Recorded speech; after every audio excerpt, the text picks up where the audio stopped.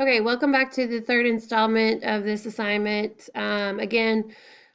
Strategies to assess ESL students, a lot of technology tools. So let's go quickly so we can cover them all in the allotted time. Just going to switch over. I'm only showing you Google Classroom because of how effective it is as a platform for assignments. It is the ESL students love it because they can access it anywhere. They don't have to keep up with anything that they don't already keep up with. They all use it on their phone and they learn very quickly to use technology. So it's really easy if they wanted to click on their homework assignment or they are in class working on um, any of their in-class assignments. So it's just, I just wanted to mention it because this is the foundation of my class. We are a Google Classroom. All right, on to assessments. I develop my assessments in a tiered system. So I have one test that is just the regular questions, no intervention. I have a test that has intervention embedded into it, and then I have an additional test that has additional accommodations and intervention. So I want to show you that one because this is the one that the majority of my ESL students operate on. It's got fewer choices as options for answers. Instead of like 4, we give them 3. Um, but the biggest thing is the intervention. So if they, and a lot of teachers know how to use Google Forms, but I really have never came across a teacher who is using the form in this manner. So that's why I really wanted to share this with you guys because this allows immediate intervention at the time of the test is given. So once it's set up, you don't have to wait until the test is graded and then pull the child next week and reteach and everything. It does it right there and then. So it is an immediate intervention. And for ESL students, that's really key because for the whole thing to understand, they need to know the pieces to as they go along. So if we look at this, if the answer is right, they go on to the next question. If the answer that they select is wrong, it immediately takes them to that intervention. So they'll go down to the intervention, they'll watch the short video, usually 2 to 3 minute video, um, and they all have their earbuds that I provide in the classroom.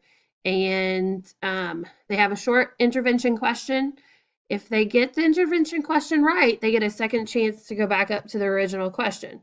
If they get the intervention question wrong, it kicks them out to the next regular question.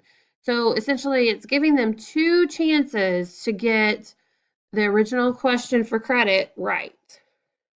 So that's big. That's key too. It's giving them that second opportunity. I also create their study guide by the intervention. So they're essentially their study guide is the intervention that's on the test.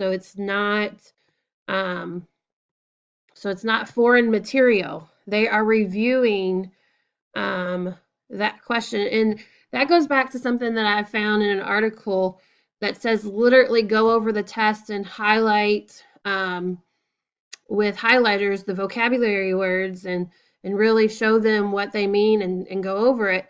While using technology, I can do that by literally giving them all of their intervention ahead of time and then so that they know what's coming and they kind of make those connections and maybe they won't need that intervention on the test. And I am seeing an improvement on that. Less and less of my ESL students are needing the intervention because they get that instruction in the classroom and they get that study guide, and it really, really helps. Okay, so the next one that we are going to talk about is Nearpod. And Nearpod is an amazing, I mean, just truly amazing. You can find any topic on Nearpod. And when we look at this, it's not scrolling down. Okay, so Nearpod is really great for these VR field trips. It really takes the kids and gives them a lot of visuals. The activities that you can embed in Nearpod are like vocabulary matching games. They can draw the answers. They can create different visual representations of the content that they're talking about. You can put in quizzes. You can put in open-ended questions where they like maybe think, pair, share with their groups first, and then they share their answers on the Nearpod. It is really, I'll show you one of the ones that are in my library that we've done recently. And it is this ancient Egypt one. They really enjoyed just because of all the different variety of activities that they had. And they are created by a nationally recognized educators.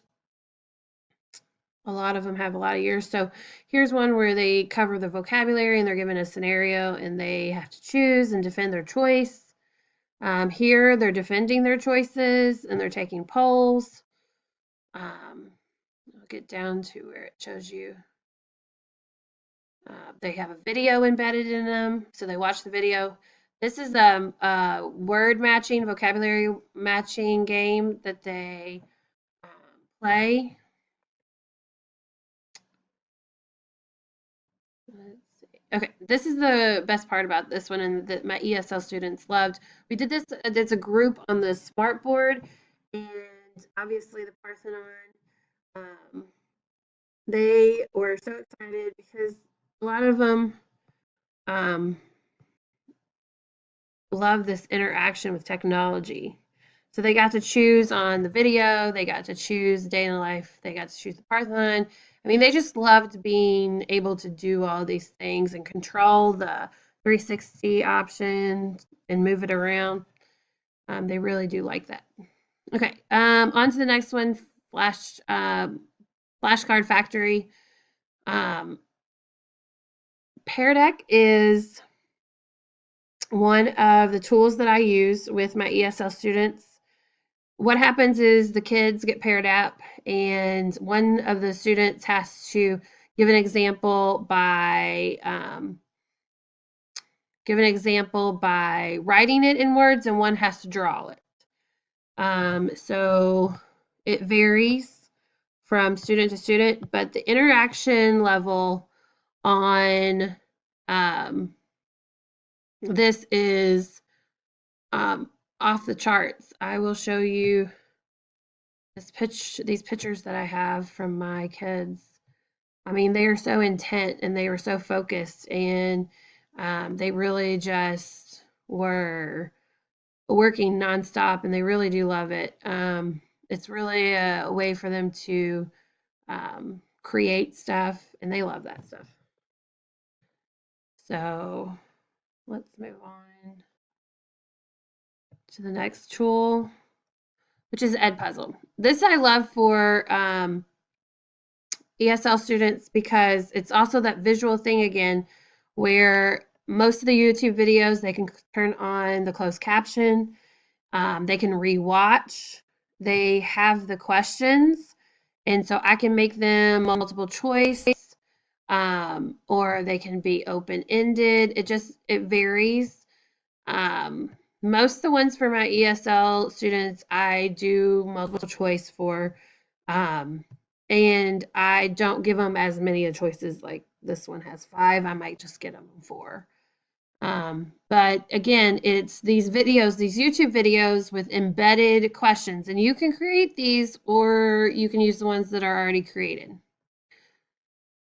The other thing that I use is Ed Helper. And Ed Helper is really good for articles, and I can choose the grade level that I want to do it. And some of my ESL students are a lower reading level, and some of them are at higher reading level. So I get to differentiate between. And what I love about this is I can just post the PDF on their Google Classroom.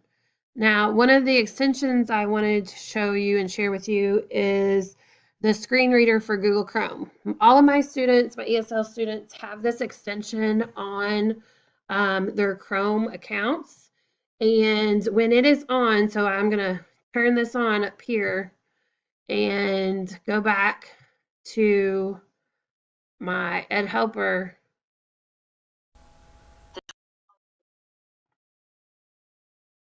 And it's going to read it to me. So anytime you see how it's underlined, anything that they read that they have open in Chrome is going to read it to them. And they use that on a daily basis, the ones that really need it.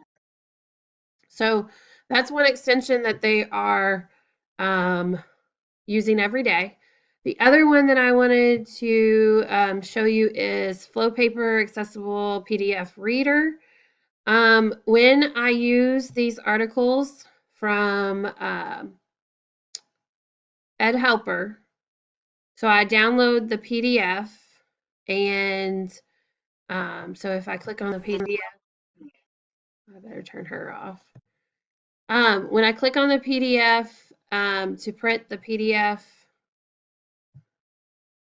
instead of printing it, I download it. I gotta sign into my account, but I download it and then it opens it to where they can read the document and hear it out loud, which helps. So those are, I mean, all of them are there across the top. You can see on my bar that I have more that I use, but those are the main ones that my ESL students use on a daily basis. And it's those strategies that really provide them the opportunity to show me what they have learned in different ways. So they could be drawing something, they could be writing something, they could be answering a multiple choice question, um, they could be taking a virtual field trip with Nearpod. Um, it's just having those in the classroom at their fingertips is what's really been good for my ESL students.